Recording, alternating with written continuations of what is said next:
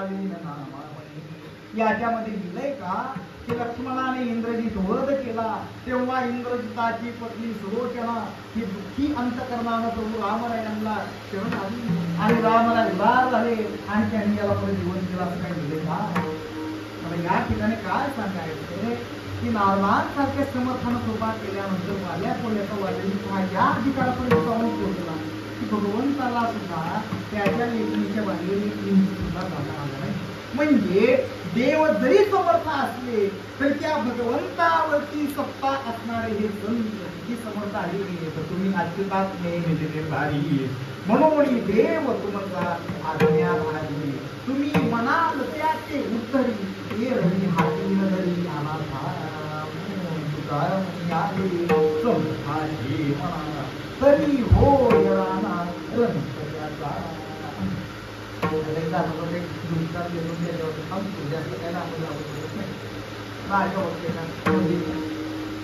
मग मनामध्ये कधीतरी असं आलं का आता करून नाही भरपूर दिवसाने शिकार करून आता शिकार करायला जाऊ म्हणून बापात गोळीपार वगैरे घेतले शिकार करायला म्हणून त्यांना 2-4 तास झाल्यानंतर मला तहान लागल्यासारखं वाटायला लागलं जीव व्यापूर व्हायला लागला म्हणून एका झाडाच्या खाली जाऊन पडली.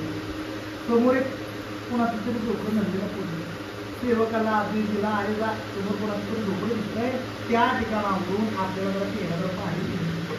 मग राजासाहेबांसोबत एक सेवक आलेली होती त्यातला एकदम त्या ठिकाणी गेला सांगितलं की आमच्या नदीची राजे आली नाहीत आणि त्यांना म्हणजे जरा त्या पेला पाणी पाहिजे.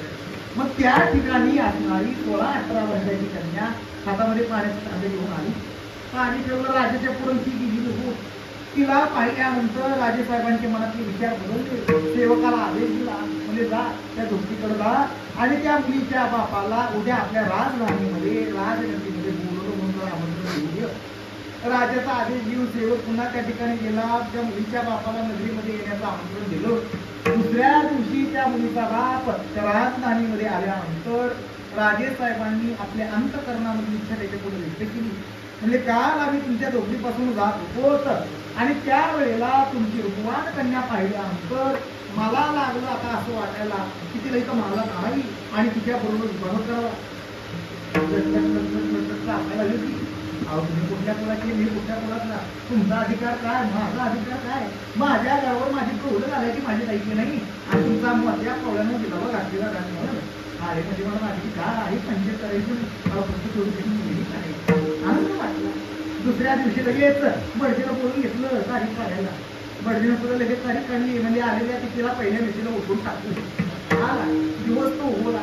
दिवस आल्यानंतर गावामध्ये नगरीमध्ये पुढ्या उभारल्या.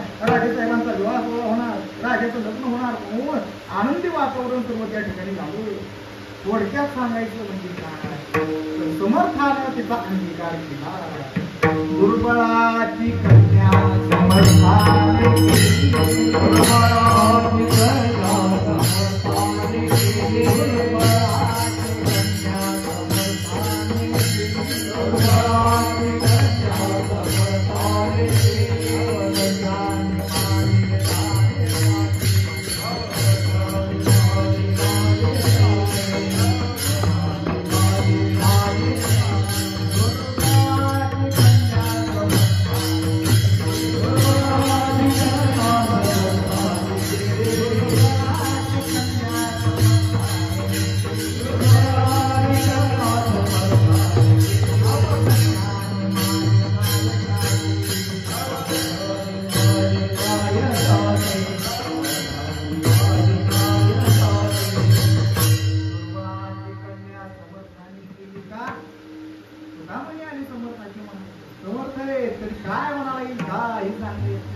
समर्थाच्या मनात आल्यानंतर नुसता अंगीकार केल्यानंतर राजे साहेबांबरोबर ते राज दरबारामध्ये यायला